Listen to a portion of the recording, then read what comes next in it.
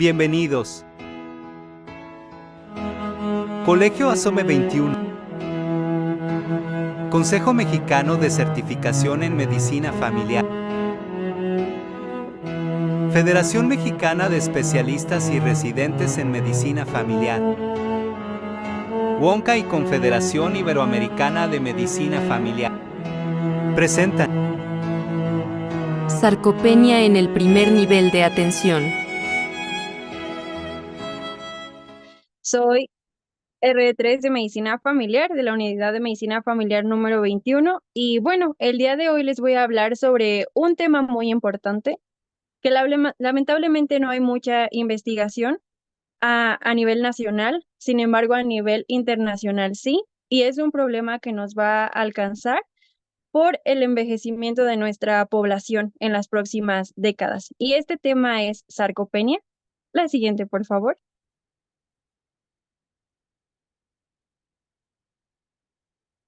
Bueno, vamos a iniciar con la definición. Sarcopenia se define como una pérdida de la masa muscular relacionada con la edad, además de poca fuerza muscular y o bajo rendimiento físico. ¿Por qué hago este paréntesis respecto a la fuerza muscular y o bajo rendimiento físico? Porque en un momento les voy a hablar sobre las clasificaciones de sarcopenia. Y es decir, no porque esté envejeciendo, debo de tener obligatoriamente sarcopenia, y tampoco al tener sarcopenia me compromete a tener las tres características, que son disminución de la masa muscular, disminución del bajo rendimiento físico y disminución de la fuerza de este músculo. La que sigue, por favor. Bueno, vamos a hablar un poquito de los antecedentes históricos, porque este tema no es un tema que sea antiguo, por ejemplo, como diabetes tipo 2, hipertensión arterial sistémica. Es un concepto que realmente no tiene muchos años. Bueno, esta palabra sarcopenia viene del griego sarcos, que significa carne, músculo, y penia, de pérdida o desgaste.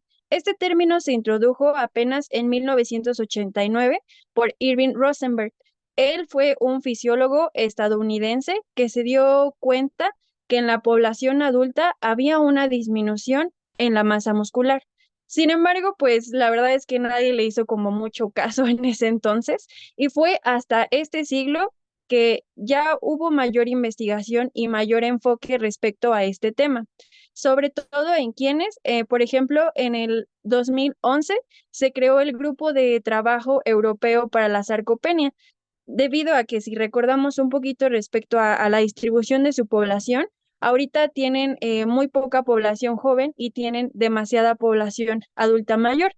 Entonces, ellos fueron los europeos quienes empezaron a investigar este concepto y quienes voltearon a ver un poco las investigaciones de este fisiólogo Irving Rosenberg.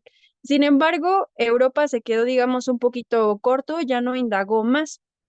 Y de hecho fue en el 2013 que aquí en nuestro país se crea la Guía de Práctica Clínica para la evaluación, diagnóstico y tratamiento de sarcopenia para la población adulta mayor.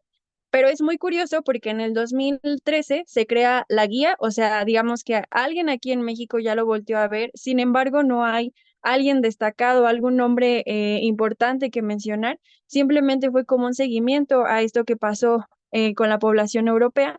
Y fue hasta el 2016 que la Organización Mundial de la Salud incluye ya a esta patología dentro del CIE-10 con su propio código, que es el M62.84. Sin embargo, vean, ni siquiera han pasado 10 años desde que se introdujo este término en el 2016. Entonces, en el 2019 llega la Asociación Europea, bueno, Grupo de Trabajo Europeo Asiático para la Sarcopenia, en el 2019, que ellos crearon como este boom respecto a esta patología, porque se dieron cuenta que esto tenía asociación con muchas enfermedades crónicas prevalentes en su población, dentro de ellas, por ejemplo, el cáncer gástrico y el cáncer de colon. Y a partir de ahí es que de manera pues dividida, esporádica, es que se han hecho más investigaciones al respecto, sobre todo, por ejemplo, en América Latina, en Brasil es donde más se ha investigado. En México, la verdad es que no hay mucha investigación al respecto, Pero bueno, es un problema que está latente y que debemos voltear a ver porque la sarcopenia ya no solo es propia del envejecimiento, sino también inicia ya en edades tempranas, en adultos jóvenes, y hay muchos factores de riesgo que nosotros como un primer nivel debemos intervenir y buscar esta patología en nuestros pacientes. La que sigue, por favor. Dentro de la epidemiología, a nivel mundial, aproximadamente del 10 al 40% de la población tiene esta patología. Como vemos, es un rango muy amplio, ¿no? De 10 a 40%, ese 30%, pues hay mucha variación. Sin embargo, bueno, como no hay suficiente investigación al respecto, sobre todo, pues podríamos decir que donde es más común o donde prevalece mayor sarcopenia es en la población europea y asiática. Sin embargo, esto es porque son los pioneros en la investigación al respecto. Pero bueno, basándonos un poco en este hecho, del 6 al 22% de la población por encima de los 65 años tiene ya sarcopenia. Como vemos, pues es un porcentaje alto.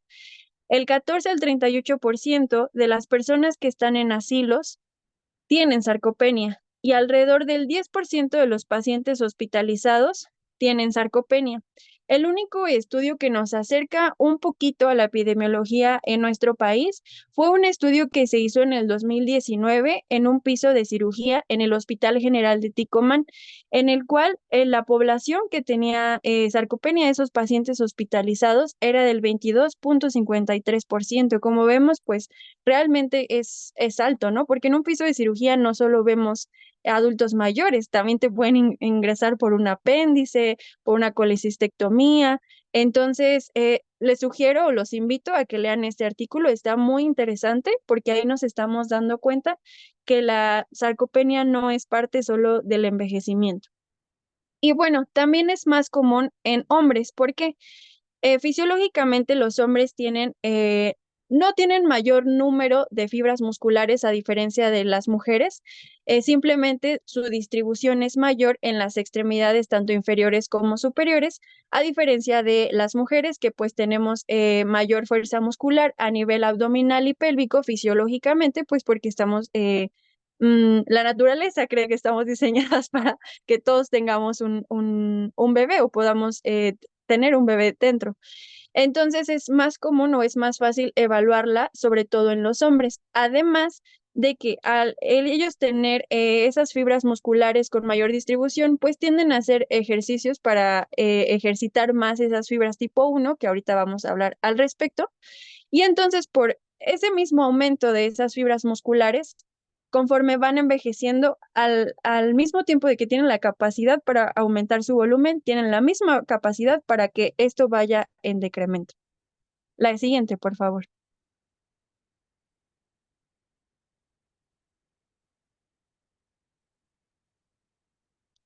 Muy bien. ¿Cuáles son los impactos en la salud que tiene la sarcopenia? Bueno, hay muchos estudios muy interesantes, sobre todo del continente asiático, en los cuales muestran que un paciente con sarcopenia, o sea, el simple hecho de tener sarcopenia, tiene 2 veces más riesgo de en algún momento de su vida tener una hospitalización, independientemente de si tiene una enfermedad crónica. Y también estos pacientes, un paciente que ingresa, digamos, vamos a pensar que por descontrol glucémico a un sistema de urgencias o de medicina interna, pero ya tiene sarcopenia y tiene diabetes tipo 2, entonces tiene de 2 a 5 veces más tiempo de estancia intrahospitalaria a un paciente que ingresó por descontrol glucémico sin sarcopenia.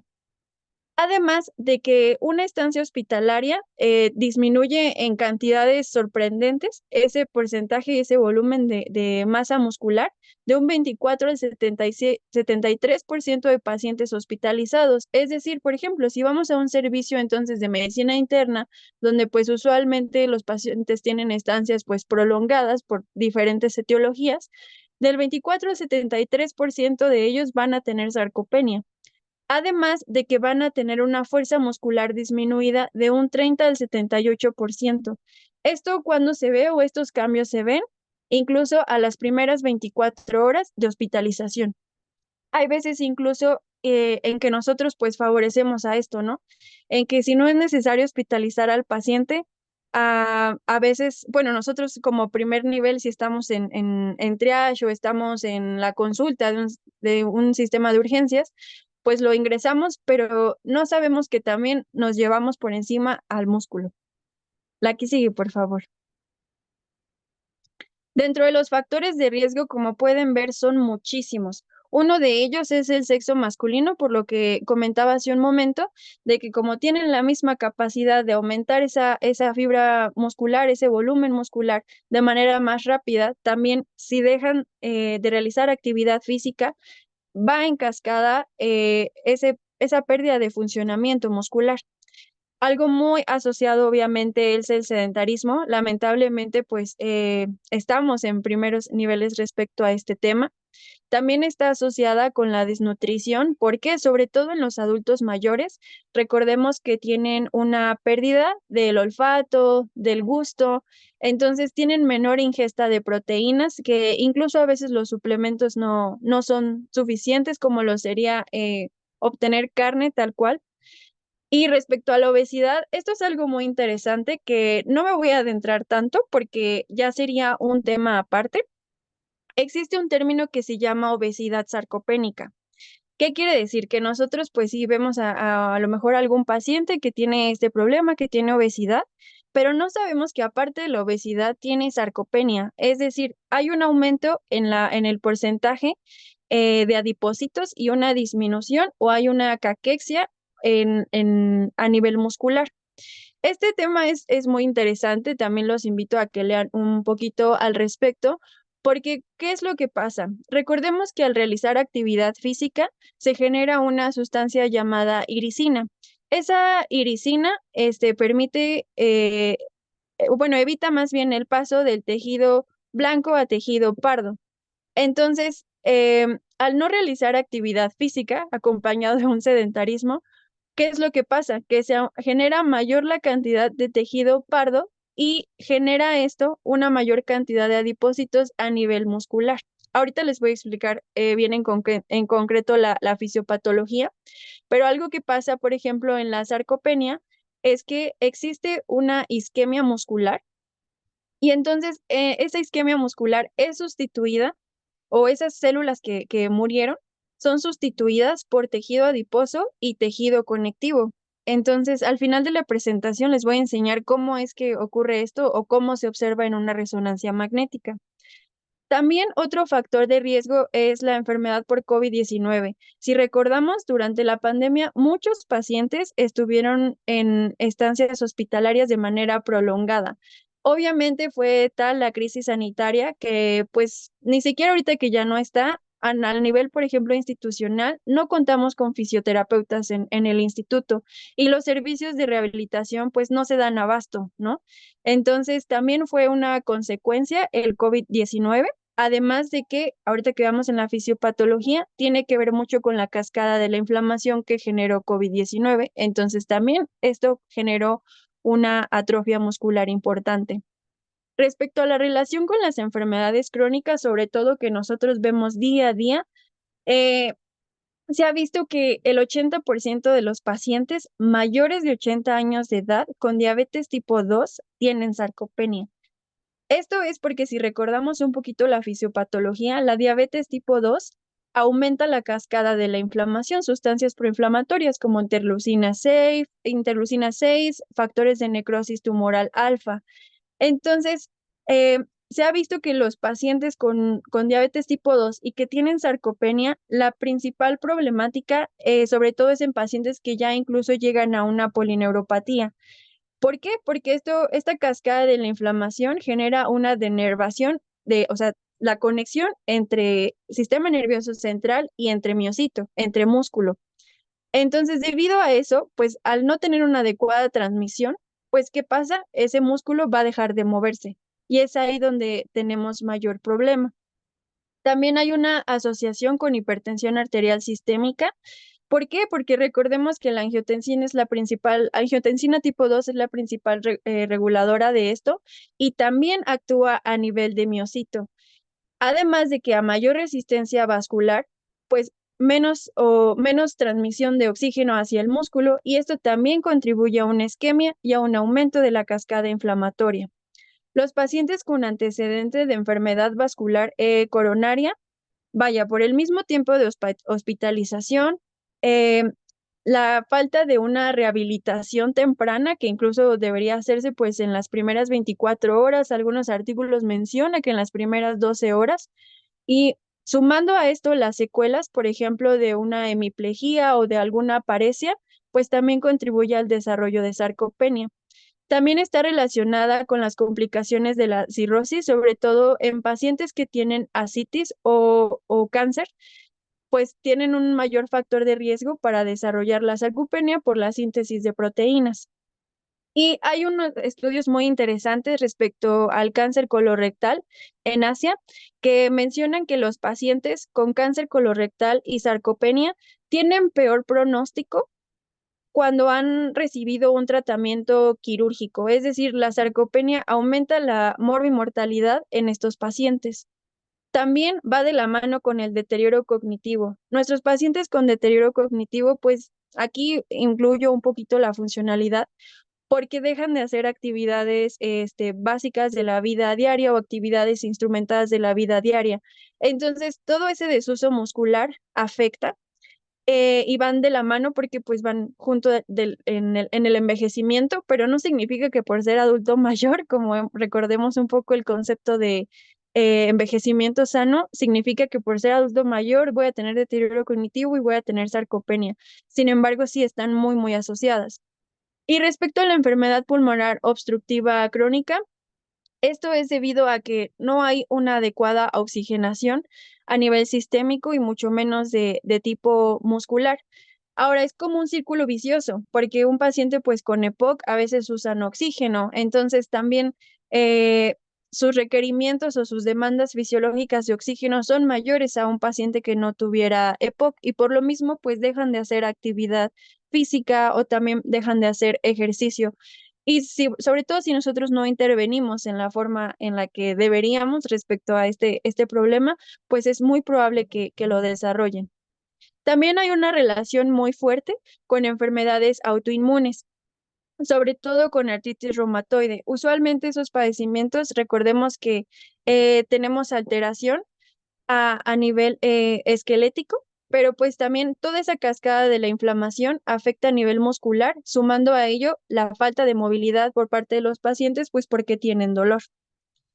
También algo muy importante es mencionar el bajo peso al nacer. Esto es un factor de riesgo para desarrollar sarcopenia y muchas veces durante nuestro interrogatorio, pues solo preguntamos antecedentes perinatales a lo mejor cuando atendemos a un niño, pero no le preguntamos a lo mejor ya a un adulto mayor que llega con nosotros o a un adulto joven de primera vez si es que tuvo bajo peso al nacer. Esto se involucra porque ahorita que veamos un poquito de la fisiopatología, es que hay una disminución de las fibras tipo 1, que son como las fibras fuertes, que tienen mayor volumen, mayor peso, mayor contracción muscular.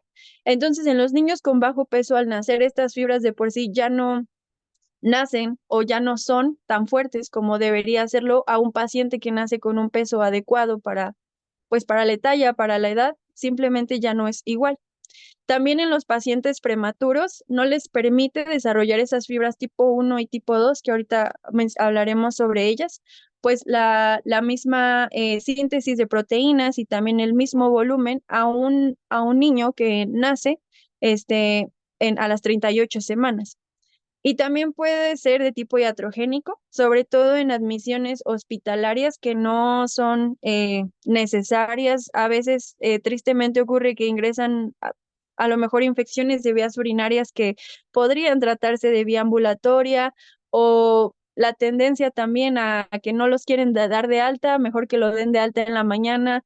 Todas esas horas de estancia intrahospitalaria que quizá fueran innecesarias en algunas ocasiones también contribuye al desarrollo de la sarcopenia. Entonces, si se dan cuenta, los factores de riesgo son muchísimos y convivimos con muchos de ellos todos los días, sobre todo en los pacientes diabéticos, hipertensos. deberíamos hacer la búsqueda o el tamizaje de sarcopenia, saber cómo se está moviendo. Y si sumamos a ello que estos pacientes a lo mejor tienen mal control, que son sedentarios, que tienen el antecedente de bajo peso al nacer, que fueron prematuros y de COVID-19, la verdad es que esto es complejo, pero es algo que debería realizarse nosotros como primer contacto, un tamizaje en ellos. La siguiente, por favor.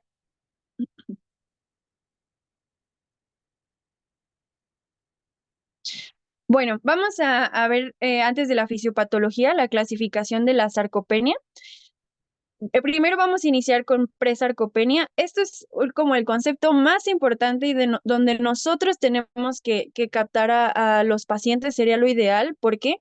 Porque es el paso del paciente de un estado de robusto a presarcopenia, pero aún no cae en una sarcopenia y tampoco ha llegado a una sarcopenia severa. Y es aquí, sobre todo en los adultos jóvenes, que de acuerdo, por ejemplo, a algunos estudios que se han hecho en Europa, el Grupo de Trabajo Europeo para la Sarcopenia, es algo que quizá los va a espantar un poco, pero quiero decirles que la sarcopenia incluso inicia desde los 40 años de edad. Desde los 40 años de edad empieza esa pérdida de masa muscular, de ese volumen muscular, y cada año, cada década, del 8 al 30% se va perdiendo de esa masa muscular. Y a partir de los 70 años, la pérdida de masa muscular es del 50%. Entonces, imagínense, si no hice actividad física, si no hice ejercicio durante la infancia, la adolescencia, y cuando yo era un adulto menor de 40 años, porque 40 años sigue siendo un adulto joven, pues imagínense cómo va a irse degenerando esta pérdida muscular. Entonces, cuidado si tienen 40 años, por favor, hagan ejercicio. Ahorita les voy a dar unos tips para que no tengan ese degenere muscular tan repentino. Si lo clasificamos de acuerdo a la causa, vamos a clasificarlo en sarcopenia primaria y sarcopenia secundaria. La sarcopenia primaria la vamos a considerar cuando exista una pérdida de masa muscular que sea meramente por el envejecimiento. La verdad es que es muy difícil, pero no imposible, encontrar pacientes que no tengan enfermedades crónicas, a lo mejor que solo vayan a consulta por un tamizaje, por un chequeo anual. Esos pacientes que tengan esa disminución de la masa muscular, disminución de la fuerza y disminución en la marcha, esos pacientes se van a clasificar en sarcopenia primaria, que sea propia por el envejecimiento. Ahora, ¿quiénes van a ser los pacientes con sarcopenia secundaria? Usualmente, en un 90% la población recae en esto, porque es secundaria a enfermedades crónicas, antecedentes y factores de riesgo que fueron los que les comenté hace un momento, la desnutrición. Y si la clasificamos dentro del tiempo, vamos a dividirla en sarcopenia aguda y sarcopenia crónica. La sarcopenia aguda vamos a definirla antes de los 6 meses. Esto pasó o fue muy común durante la pandemia por COVID-19. Los pacientes que estuvieron hospitalizados a lo mejor durante 1 mes, 2 meses, 3 meses, o sea, es decir, antes de los 6 meses, pero que tuvieron rehabilitación y tuvieron un adecuado manejo también fisioterapéutico y que remitió la sarcopenia, es decir, ya no se incluía dentro de los parámetros. Estos pacientes podrían clasificarse en sarcopenia aguda, un paciente que a lo mejor estuvo intubado, estuvo en cama, pero que actualmente se recuperó y es funcional para su vida. Ahora la sarcopenia crónica va a ser un periodo mayor a 6 meses. Usualmente es secundaria a una sarcopenia por enfermedades crónicas como diabetes tipo 2, hipertensión arterial.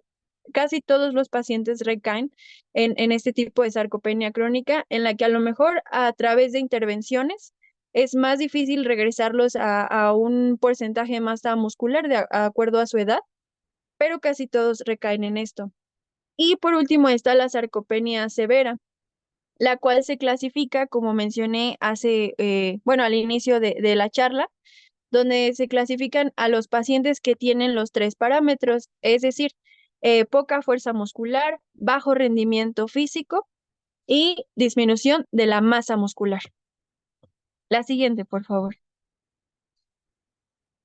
Bueno, aquí esta esta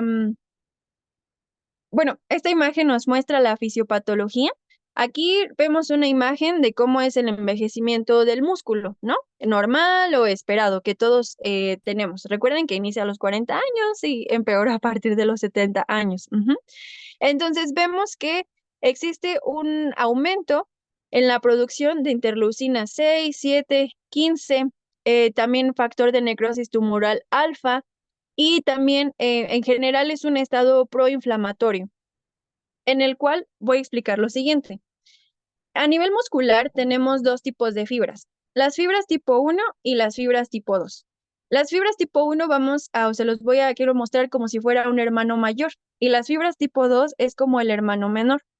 El hermano mayor en teoría casi siempre es el responsable del menor, ¿no? Entonces, las fibras tipo 1, cuando estamos en una edad adulta joven y realizamos ejercicio, esas fibras tipo 1 protegen a las tipo 2. ¿Por qué? Porque esas fibras tipo 1 generan un sistema de oxidación y tienen mayor captación de oxígeno también, a la vez que disminuye la producción de la cascada inflamatoria. Ahora, ¿qué pasa con el envejecimiento? Con el envejecimiento, esas fibras musculares tipo 1 pierden esa capacidad de oxidación de radicales libres, genera también una disminución de la concentración de oxígeno.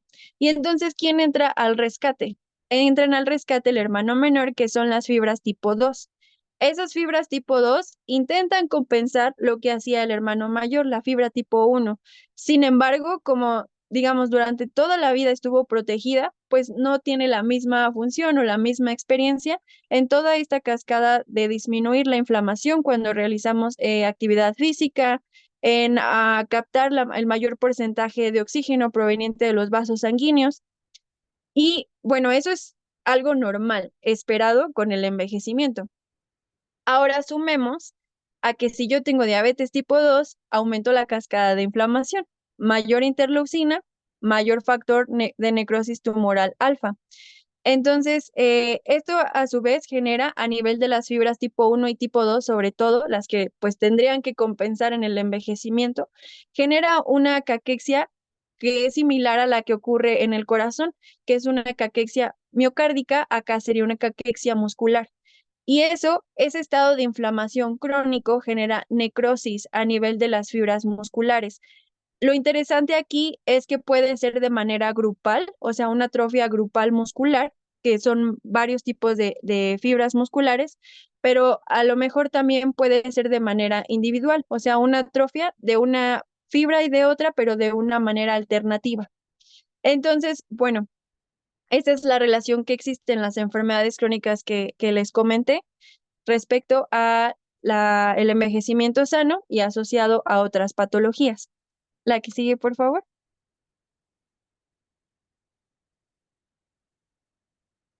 Ahora, ¿cómo voy a realizar yo el diagnóstico? Bueno, el gold estándar para realizar el diagnóstico es la resonancia magnética. Sin embargo, incluso los mismos artículos que hay en Europa y en Asia dicen que es imposible realizar un tamizaje de tu población con resonancias magnéticas, o sea, el gasto sería imposible de llevar a cabo. Otra opción es a través de básculas de bioimpedancia. Sin embargo, aquí, por ejemplo, en el país, bueno, en la Ciudad de México, solo he visto que pueden llevarlo a cabo, por ejemplo, en siglo XXI, pero es muy poco común y pues tampoco voy a estar mandando a todos mis pacientes con diabetes y con hipertensión a siglo XXI a que le hagan una bioimpedancia. La verdad es que no, o sea, no es posible y no es sostenible en el sistema de salud. Nuestra guía de práctica clínica nos menciona que podemos hacer medición de la pantorrilla de menos de 34 centímetros en hombres y menos de 33 centímetros en mujeres y es un paciente sospechoso a sarcopenia. Sin embargo, pues esto es un sesgo muy, muy grande. Recordemos el término que les mencioné hace un momento de la obesidad sarcopénica. Puede que a lo mejor ese gastrocnemio, ese músculo, tenga más de 34 centímetros, pero ¿cómo sé que ese músculo no es tejido adiposo y a lo mejor el músculo sea muy delgado y el resto de los centímetros pues es por tejido adiposo? La verdad es que es un sesgo muy, muy grande. Algo importante que olvidé mencionarles hace un momento Dentro de la fisiopatología, los músculos más afectados o que tienen mayor necrosis es a nivel de los gastrocnemios en un 80%. Por eso es que los pacientes inician con una dificultad para levantarse de las sillas, con una disminución de la marcha y aumenta el riesgo también de caídas. Y bueno, recordar este punto muy importante de las tres variables juntas, que es baja cantidad o baja calidad muscular, bajo rendimiento físico y baja fuerza muscular. Aquí ya se considera una sarcopenia severa. Pero bueno, entonces, si no puedo hacer resonancias magnéticas, si no puedo hacer bioimpedancias, y si es un sesgo muy grande lo que me dice mi propia guía de práctica clínica de medir la pantorrilla o el gastrocnemio, entonces, ¿qué voy a hacer? Bueno, la que sigue, por favor.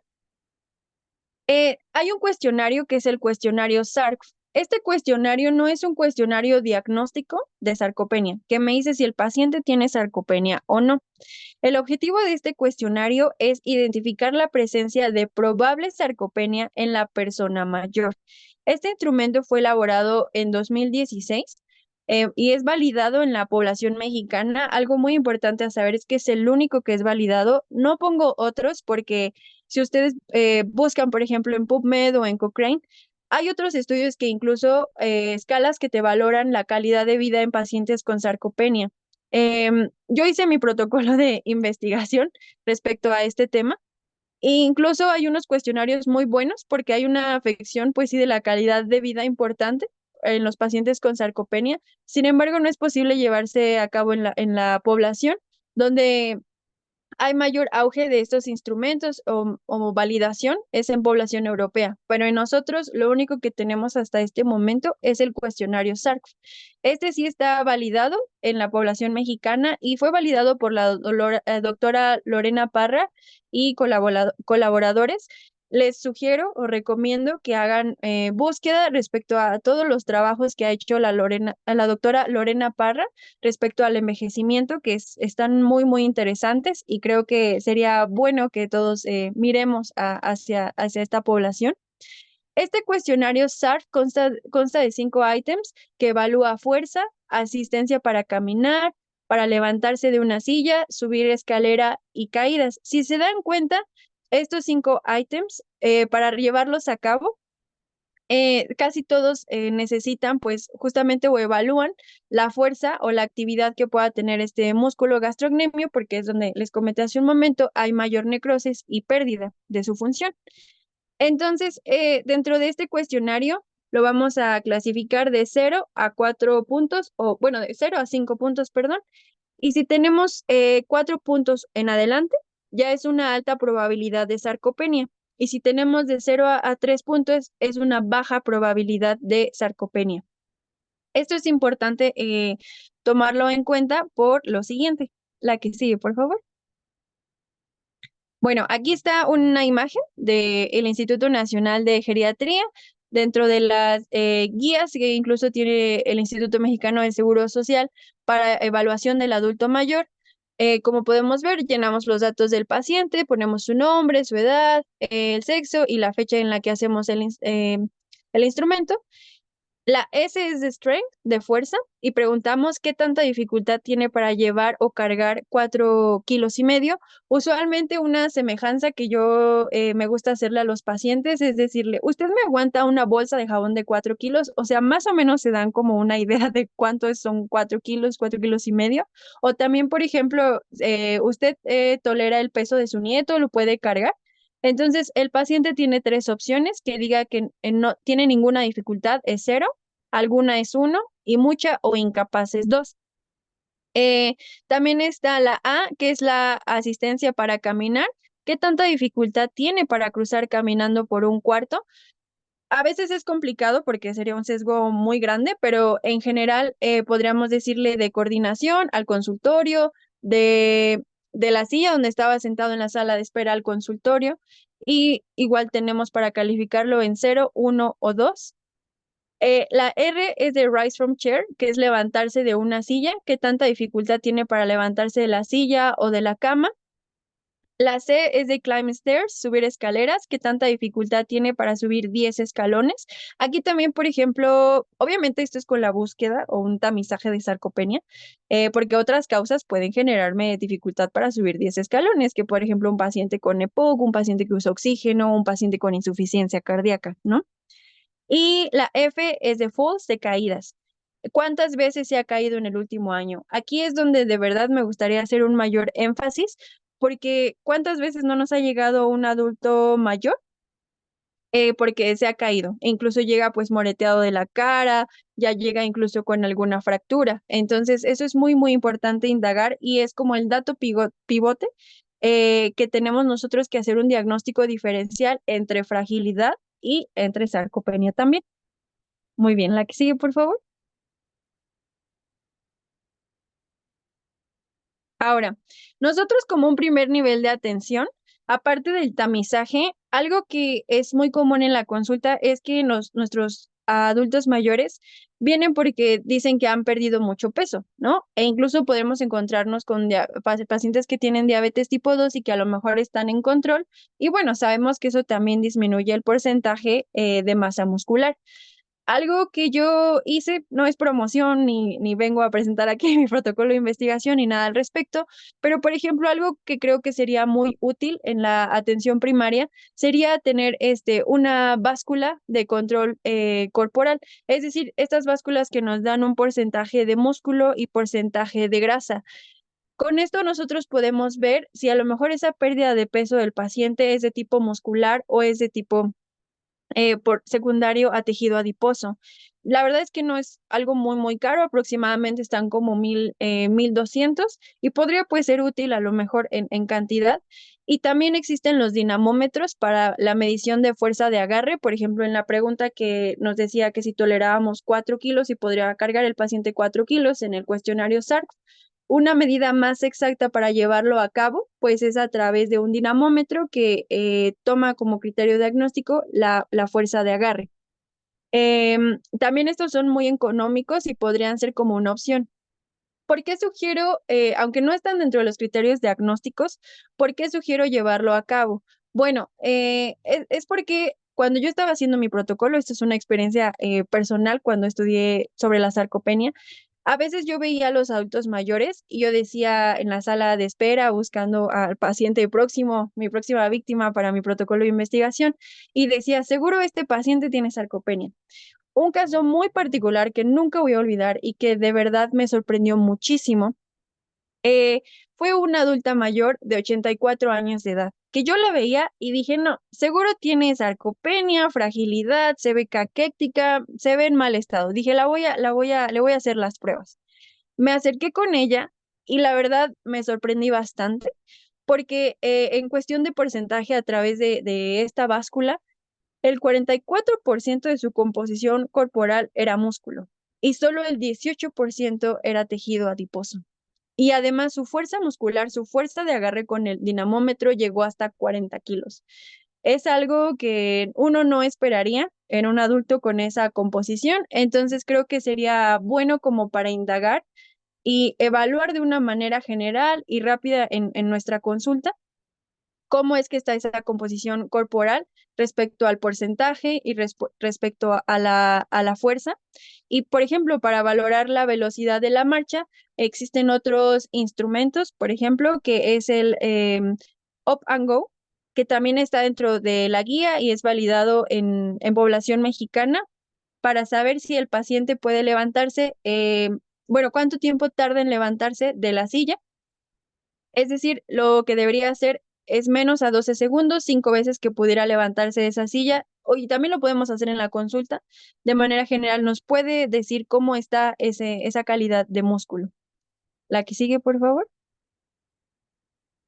Bueno, respecto al tratamiento, como les digo, en Europa y en Asia aún hay mucha investigación al respecto. Hay muchas, muchas teorías. La verdad es que está muy, muy interesante. Sin embargo, se ha propuesto, algunos artículos proponen la ingesta de proteínas, de suplementos alimenticios e incluso de vitamina D para mejorar esta condición. Sin embargo, hay estudios en los que se ha demostrado que aquellos pacientes que lo mejor les ponen ejercicios de resistencia muscular, más vitamina D o algún tipo de suplemento, no hay ninguna diferencia entre aquellos pacientes que simplemente hacen ejercicios de resistencia muscular. La que sigue, por favor. Muy bien.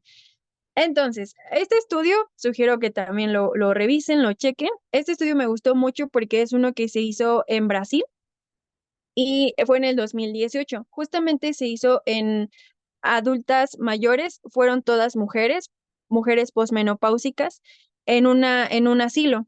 Entonces, ¿qué se hizo con estas pacientes?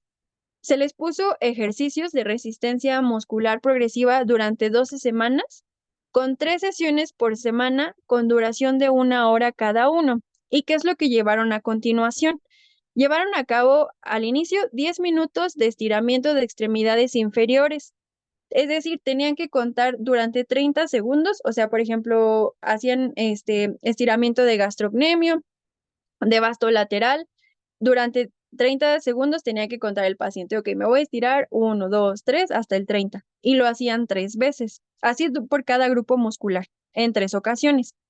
Los siguientes 40 minutos hicieron ejercicio de fortalecimiento usando extensión y flexión de rodilla, extensión y flexión de cadera, abducción de cadera, y las pacientes que podían hacerlo pues realizaban sentadillas y quienes no, semisentadillas.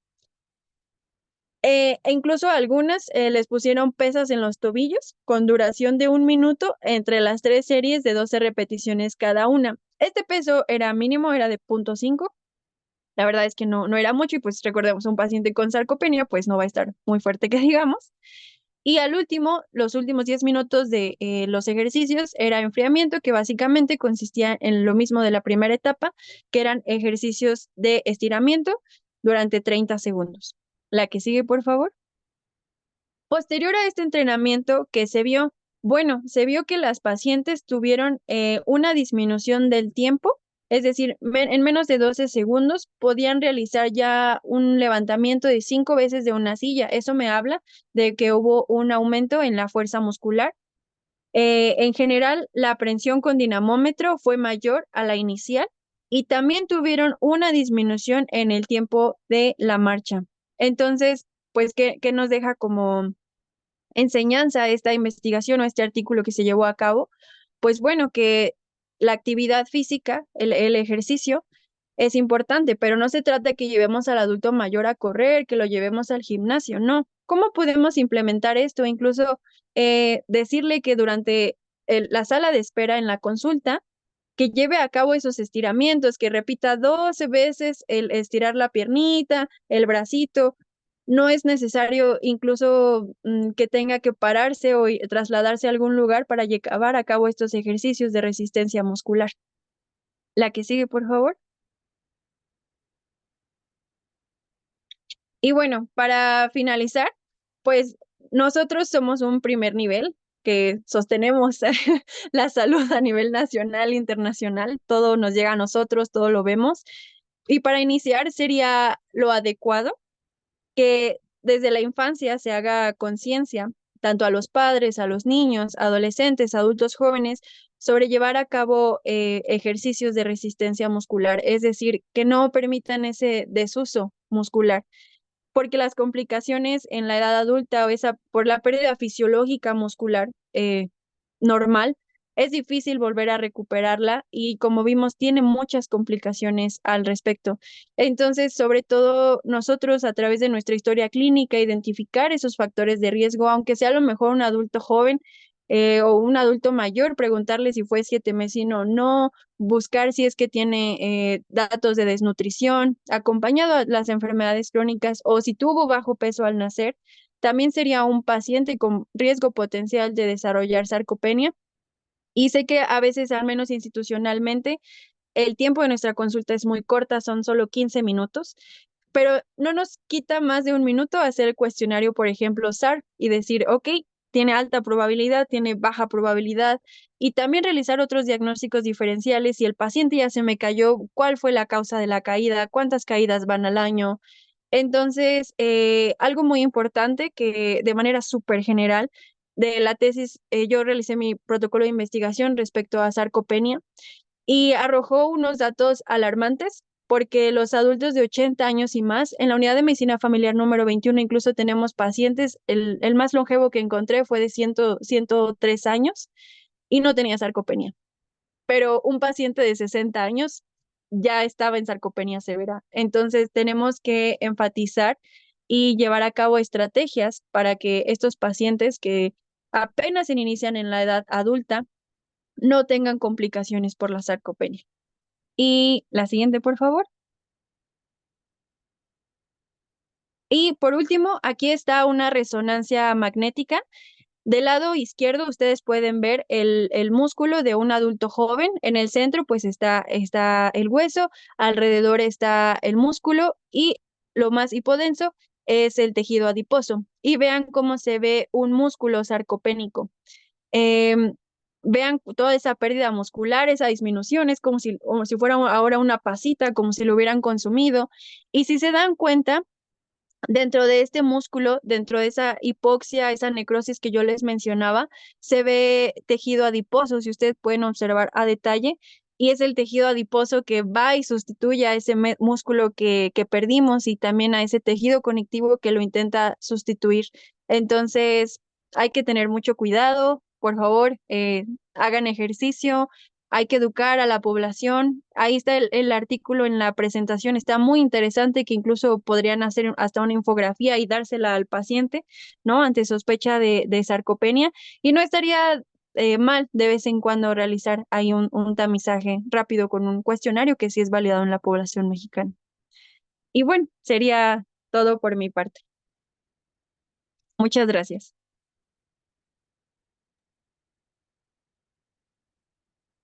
Bien, doctora, muchas gracias. Sin duda, cosas que uno de repente ya no está tan, pues tan asociado o que al menos ya no ve, al menos tu servidora tan frecuente. Abro el chat para preguntas a la doctora Laura Angélica. Te pregunto, o te hago mi primera pregunta. Yo tengo una pregunta para ti, doctora Laura. Todo en medicina familiar siempre lo vemos a los 15 minutos de la atención que le brindamos en salud a los usuarios de los servicios de salud, ¿no? La mayoría de nosotros pues somos IMSS, algunos no todos. Afortunadamente este año ASOME tiene de otras instituciones en salud. Yo te preguntaría a ti, te digo de una vez, imposible que te pongan una báscula de esas características, te lo firmo, de por vida. En las instituciones públicas lo dudo muchísimo. Pero, ¿qué harías? O sea, ¿qué se puede hacer? No dentro de tu consultorio, sino en sala de espera, como parte de un acto preventivo. Una estrategia cuando yo hice mi protocolo es que primero pues informaba a la población sobre la sarcopenia. Muchos de ellos no sabían, jamás habían escuchado esa palabra, jamás habían escuchado al respecto. Entonces, algo que podemos hacer, por ejemplo, durante la sala de espera, así como se hace, por ejemplo, a través de enfermería o de trabajo social, médicos pasantes o internos, residentes que se te acercan y te dicen, oh, vamos a hacer un adecuado lavado de manos, y las manos se lavan así, se puede de verdad hacer una sesión informativa en minutos respecto a qué es la sarcopenia. Podemos, por ejemplo, entregar trípticos o infografías y de manera también muy general, podríamos enseñarles un poquito respecto a estos ejercicios de resistencia muscular. Esa podría ser como una intervención o incluso a través, por ejemplo, de trabajo social.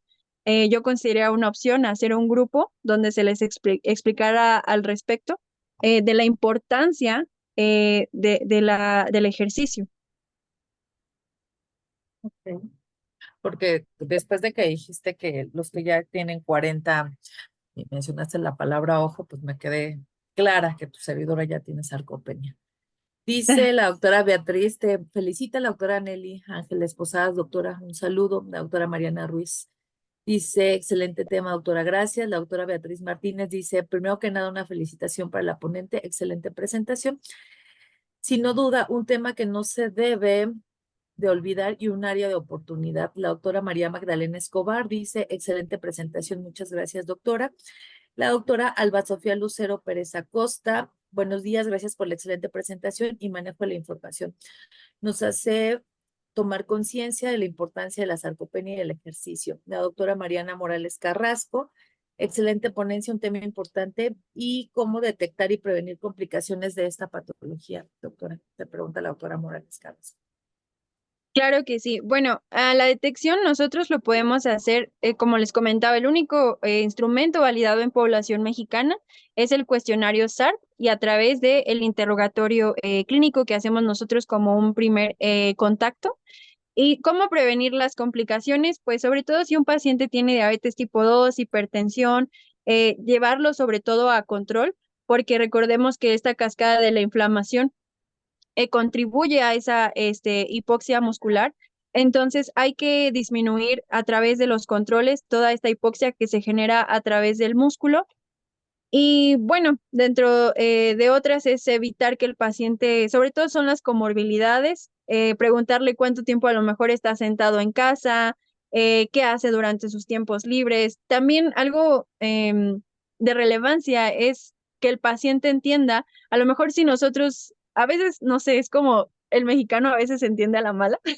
Entonces, si nosotros les enseñamos, por ejemplo, la imagen de este músculo que les mostré en la resonancia y decirle, mire, así está el músculo, pero si usted no se cuida, va a terminar así. O debido a la obesidad que presenta, es probable que este músculo esté así y a futuro pues no va a poder venir a la clínica solito. Es decir, entrarle ahí también como de un lado psicológico para que vean la importancia y sobre todo también, incluso desde los niños pueden entender este concepto.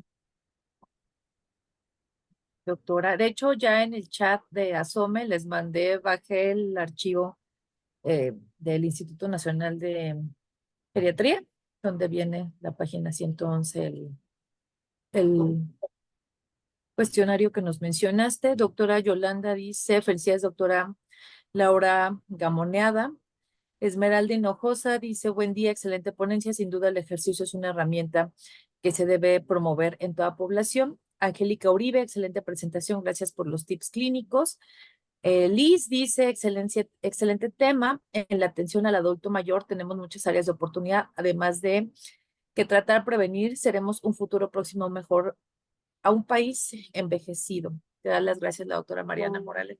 Sin duda, doctora Laura, sí es un tema que lo vemos más en viejitos o lo asociamos en viejitos. Yo creo que aparte de la medicina familiar y de cada uno de nosotros desde los escenarios donde estemos, pues debemos de poner atención en el acto preventivo, ¿no? Entre más jóvenes, mayor cosas por hacer y mejor, pues nos puede ir mejor, dice la doctora Esmeralda. El doctor Pérez Villegas dice, muy buena presentación. Una pregunta, ¿usted haría investigación en su consultorio como médico de base? Sí, ¿En sin qué le duda. Bueno, ahorita, ayudaría? Dice bueno, aquí el doctor ahorita Pérez Villegas que ¿en qué le ayudaría? muy bien. Bueno, sobre todo, más que nada, algo que a mí me gusta mucho la medicina familiar, mi población favorita es el adulto mayor. Y como les dije, llevé a cabo este protocolo de investigación en mi unidad de medicina familiar. Y es un tema que no nadie conoce, que casi nadie habla al respecto. En el sistema del SINF ni siquiera estaba, pero bueno, lo podemos poner como un diagnóstico agregado. Pero yo creo que más que ayudarme a mí, sería ayudarle a mi población, o sea, a mi población que estuviera a mi cargo en mi consultorio, porque cuando un paciente también se cae, eso deprime al paciente, o sea, de que ya me caí, pierde seguridad en realizar actividades, en trasladarse, también se hace más dependiente. Entonces, creo que más que ayudarme a mí sería detectarlo para ayudar al paciente y evitar futuras complicaciones de, bueno, ya se cayó 4 veces este año, bueno, pues evitar que en los siguientes 6 meses, que en el próximo año ya no sufra una caída. También el que ellos se perciban pues lastimados los hace sentirse frágiles y débiles. Entonces, creo que más que ayudarme a mí sería ayudar al adulto mayor. Okay. Doctora, dice la doctora Becerra, Esmeralda. Felicidades, doctora, por su amplio conocimiento del tema y compartirlo. Tiene una pregunta. ¿Podría ser el ultrasonido otro instrumento de evaluación? Hay artículos que hablan sobre el uso del ultrasonido. Sin embargo, bueno, podría ser, pues, bueno, es mucho más barato que una resonancia magnética, ¿no? O a lo mejor de una báscula de bioimpedancia. Sin embargo, aún no está justificado. Si gustan checar los criterios diagnósticos del Grupo de Trabajo Asiático para la Sarcopenia del 2019, en el cual dan los puntos de corte para la evaluación de la fuerza muscular, la marcha y la resistencia, pero en sí, dentro de esos criterios diagnósticos que en realidad no podríamos usarlos ni siquiera en población mexicana, porque pues somos diferentes en cuestión de alimentación, no vienen referidos para evaluar estos tres parámetros y dar un diagnóstico de sarcopenia.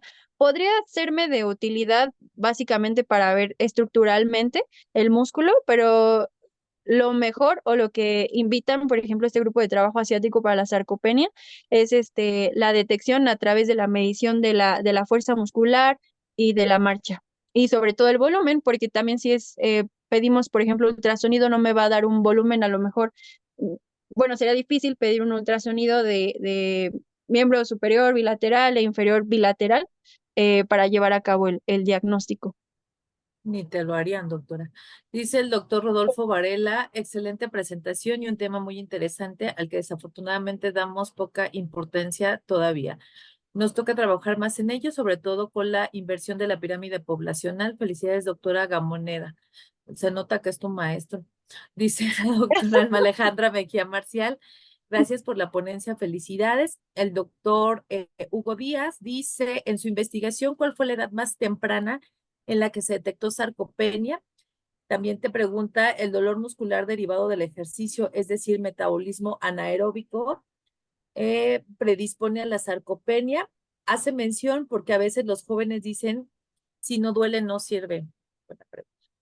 Ok, muy bien. Respecto a mi protocolo de investigación, la edad en la que más detecté sarcopenia fue en la década de 60 a 69 años de edad. O sea, en pacientes jóvenes, yo esperaba en adultos de 90 a 100 años por la población tan longeva que tenemos, de 80 y más, pero no, fue en 60 a 69 años de edad, lo cual es que es un dato preocupante por los cambios de estilo de vida que tenemos. Entonces, por eso pienso que es algo que nos va a alcanzar muy pronto si es que no lo detectamos, así como ya les pasó allá en Europa y en Asia. Y el dolor muscular derivado del ejercicio es decir, metabolismo anaeróbico predispone a sarcopenia. Y lo de la mención de que a veces dice que si duele no sirve, bueno, la verdad es que si estudiamos un poquito dentro de la fisiología muscular, dentro del ejercicio aeróbico y anaeróbico, es un mito de que si no duele no sirve, no. Sobre todo, los invito de verdad a que lean este artículo de Brasil que les puse ahí en la presentación, porque justo habla un poquito del ejercicio aeróbico y anaeróbico, y en sí, el llevar a cabo ese estiramiento o esos estiramientos en los que se hizo esos pacientes, o sea, ninguno reportaba algún síntoma posterior a llevarlo a cabo. O sea, la verdad es que el ejercicio de resistencia muscular no se trata de ponerle peso, no se trata de que duela. Y menos si a un adulto mayor le duele realizar a cabo cierto tipo de ejercicio, no lo va a realizar. Pero en sí no tiene nada que ver. Es más la resistencia muscular y las comorbilidades que tengan como tal de la cascada inflamatoria y el consumo de oxígeno y la inervación también. Ok.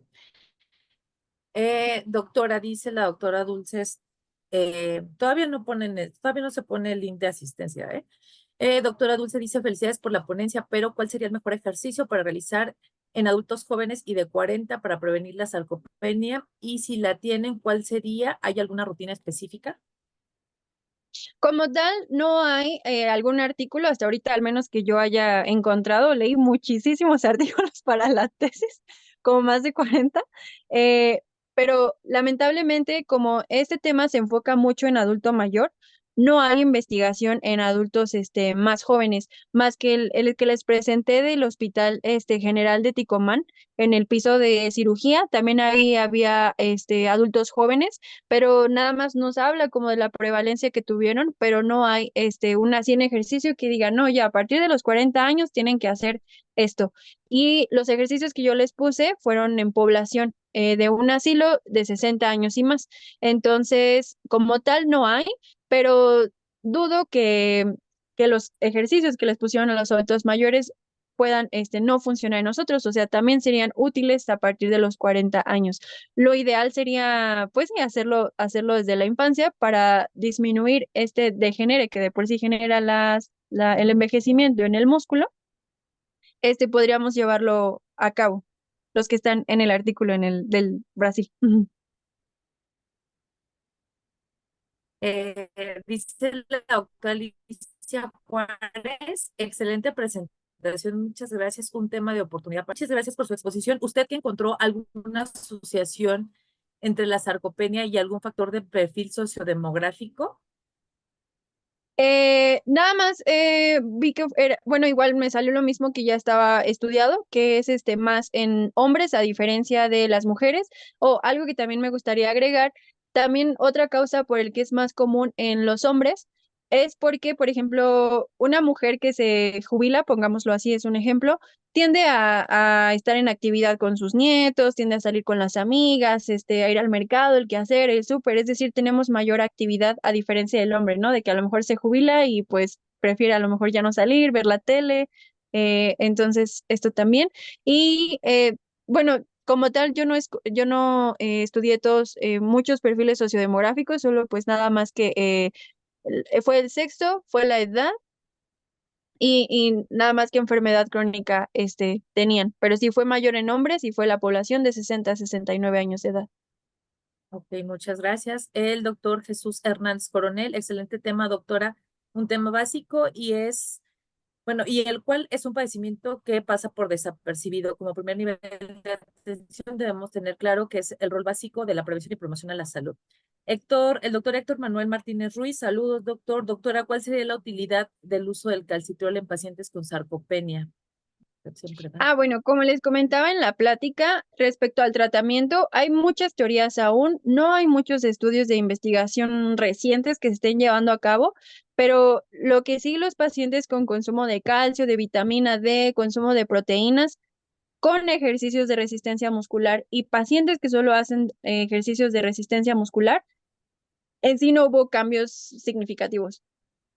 Es decir, lo ideal sería solo hacer los ejercicios de resistencia muscular, darle algo extra por la vía oral al paciente. La verdad es que no hay algo que lo compruebe o que diga que sí es mejor o que ayuda mejor a nivel muscular, no. Entonces dejen de dar calcitrol. Dice, si bien no hay ejercicios, doctor Iván Contreras, si bien no hay ejercicios específicos de sarcopenia, pero se pueden utilizar los ejercicios de ruedas de Vivapril. Por otro lado, el envejecimiento muscular, entre otros artículos, se observa que es a partir de los 30 años. Peor, doctor, ya que entonces todos vamos hacia la sarcopenia, que definitivamente hay mucho que investigar. Felicidades. Pues felicidades, doctora Laura Angélica. Gracias por tu conocimiento. En Asome te invitamos a que sigas participando con nosotros. No nos queda duda de que tienes un futuro bastante prometedor y si la geriatría te gusta, pues la gerontología te espera como parte de la continuidad de la educación en la medicina familiar. Entonces, pues te agradecemos muchísimo. Te comparto por este momento en forma virtual ¿cómo se llama? Tu constancia por parte de Asome, que en breve te haremos llegar con, ¿cómo se llama?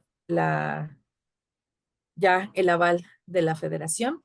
Y pues agradeciendo a todos tus fans que están del interior de la República, que se hayan conectado con nosotros, te agradecemos muchísimo y pues muchas felicidades, ¿sale? Y bien, Muchísimas gracias. en otro orden de ideas, ya está el link de asistencia en el chat de Asome. Solamente les robo unos minutitos ya para que se vayan a hacer sus cosas.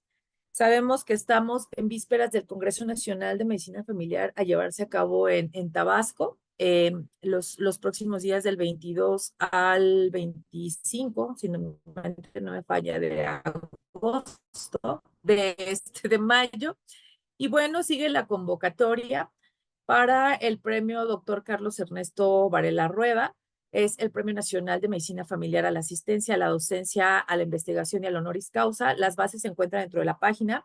Si alguno de ustedes está interesado y cumple con los requisitos, nada más basta con que nos lo comunique para que hagamos la revisión y el colegio los pueda proponer, porque lleva una propuesta por parte del colegio. También está aún hasta el 5 de mayo la convocatoria para el Premio Nacional de Medicina Familiar, el doctor José Narro Robles, Ramón Narro Robles. Igual, si cumplen con la, ¿cómo se llama? Con las bases y desean participar, por favor, háganoslo saber para que nosotros hagamos la revisión de la documental y se pueda hacer la carta propuesta.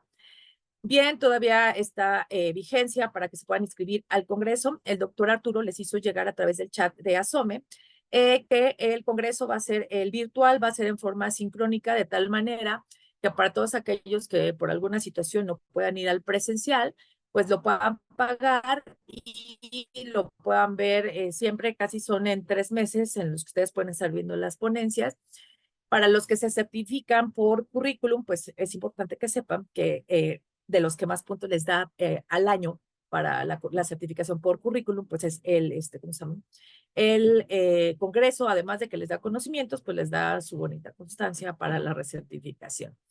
Importante, Asome logra entrar nuevamente en espacios y en el foro, y felicito porque está por aquí a la doctora Alba Sofía Lucero Pérez Acosta. Ella va a estar representando a Asome el día jueves 23 de mayo en un taller que se denomina Síndrome del Cuidador Primario, Cuidando al Cuidador. Va a estar en el Salón Quintana Roo de 3 a 5 de la tarde. Por quienes estén en forma presencial, pues nos vemos por allá con la doctora. Y pues bueno, la otra ponencia que se cuela es la de su servidora y vamos a hablar un poquito de neurodivergencia en el Salón Tabasco de 3 a 4 de la tarde, el mismo jueves 23 de mayo. Importante para quienes están vayan a estar en forma presencial en el Congreso, saben que siempre llevamos una parte de stand que nos pide la federación, entonces les haremos llegar en breve a través del chat el horario en el que vamos a estar para que se acerquen y se haga la foto oficial de pues, los colegiados que estemos allá en el Congreso. Les van a estar llegando en el transcurso de estas semanas, recordándoles que todos los que formamos la Junta Directiva de Asome, pues tenemos nuestros diferentes trabajos y todo lo que hacemos lo hacemos por buena causa. Aquí puse la de doctora Seth porque es la primera que llegó. Les van a estar llegando estas constancias. Su servidora les mandó personalizado a cada uno de sus WhatsApp el número de federado que tienen y les van a estar llegando estas constancias. Si no les llegan, no sé, no estén mandando chat de a mí no me ha llegado, créanme que voy a hacer lo posible por estárselas mandando lo más pronto posible. Su servidora va a ser la encargada de mandárselos, pero esta es la constancia que los acredita, además como número de socio, como federados, pues dentro de la Federación Mexicana de Especialistas y Residentes en Medicina Familiar. Se les hace también la invitación para el junio y diciembre de este año, para aquellos que aún no estén certificados o haya pasado ya su periodo de certificación por currículum. Los invitamos a que se acerquen con nosotros. Ya vieron que la Secretaría de Certificación ya puso su comunicado en nuestro chat para aquellos que, sobre todo residentes, para hacer la revisión de su documental, o bien a través de la doctora Ale Palacios para la vigencia de certificación, es decir, quienes ya tuvimos una certificación previa y deseamos ver si nos podemos certificar por currículum o tenemos que hacer examen, pues él les invita, toda vez que hoy por hoy Asome 21 es el colegio con mayor número de sinodales evaluadores dentro del Consejo Mexicano de Certificación de Medicina Familiar, de tal manera que el examen teórico, pues es un examen que está sustentado o las preguntas salen de las guías de práctica clínica para quienes ya lo hayan hecho, viene meramente de la bibliografía que está en la página. Y no obstante, pues nosotros tenemos el privilegio de ser quienes evalúen en la parte del WebCOE a la mayor parte de los sustentantes, porque pues Asome cuenta por lo menos en cada una de los exámenes con 10 sinodales evaluadores. Y no obstante, pues muchas veces nos toca a varios de nosotros estar en diferentes días. Entonces los invitamos para quienes ya no tienen su vigencia de certificación, si es que se desean certificar, si están dentro del tiempo para el currículum, adelante, todo el asesoramiento aparte de nosotros. Y si desean aventurarse a hacer el examen o porque no tienen opción, pues están en el asesoramiento y en el acompañamiento por todos nosotros para tanto el teórico como para el examen de tipo WebEx-COE. Y bien, les hacemos el anuncio. Asome, el Colegio Asome 21, estamos en vísperas del cambio de la junta directiva, de manera tal que ahora que estemos en el Congreso, dentro de las diferentes reuniones que se tiene con la Federación y con el Consejo, vamos a poner dentro de todos los estándares de calidad que se están manejando en todas las asociaciones y colegios constitutivos, la convocatoria que nosotros vamos a lanzar en breve para aquellos que quieran sustentar a un puesto de la Junta Directiva, que va a iniciar el 1 de enero del 2025. Y se van a publicar las bases, lógicamente por estatutos. Ustedes saben y acudieron en el año antepasado, si mi mente no fue en el año pasado, cuando se hizo una reunión presencial, se les dieron sus números de federado, etc., en el HP con UMF10. Se firmaron y dieron ustedes visto bueno al trabajo de los estatutos. En los estatutos de este colegio viene una serie de procesos jurídicos que hemos estado haciendo, así como el alta al SAT, etc., donde vienen, se están, ya nos falta el visto bueno ahora que estemos en el Congreso, de cuáles son las bases para quien quiera sustentar un puesto en la Junta Directiva y pues todos tengan oportunidad de crecer y de formar parte, porque saben que así como dar ponencias como la doctora Laura Angélica le suma puntos para su evaluación curricular para quienes ya estén haciendo su certificación de tal manera, pues también ser parte de la junta directiva les da ahí unos puntitos extras por cada año que estén con nosotros. Entonces, de manera tal de que los vamos a invitar, la convocatoria va a ser libre, siempre y cuando pues cumplan con los requisitos estatutarios, e igual para que den ponencias con nosotros. Y pues bueno, es todo. Si alguien tiene alguna duda, es el momento de hacérnosla saber. Y si no, pues ya está el link. Recuerden que el link solamente es a través de esta plataforma. Nosotros identificamos el número de colegiados que ingresaron a la plataforma. Vemos quiénes están dentro de la pantalla y bueno, lo que está dentro del link. Y pues creo que no hay ninguna pregunta. Dice, tengo 5 mensajes más. Griselda dice, no está el link de asistencia. Se los vuelvo a poner porque sí está gris. Doctora, ya lo puso Caro. Muchas gracias, doctora Carolina. Ya está nuevamente. Dice, para la recertificación tenemos que enviar WhatsApp o es presencial. Doctora, si es recertificación por currículum, hay que comunicarse con la doctora Ale Palacios, ella es la secretaria de vigencia de recertificación. Si es certificación por primera vez, es decir, que van a hacer examen, hay que enviarla documental. Ya lo puso la doctora Cintia Quiñones en el chat. Vienen los datos, se manda un correíto. Y si no, con mucho gusto, dentro de los horarios que les pusimos ahí en la infografía siempre, con mucho gusto les resolvemos sus preguntas. Pues creo que ya no hay, doctora Laura, un placer, te seguimos invitando a formar parte de los ponentes de Asome y pues les deseo un excelente fin de semana a todos. Disfruten mucho. Bonita tarde a todos. Chao. Gracias, doctora. Bye.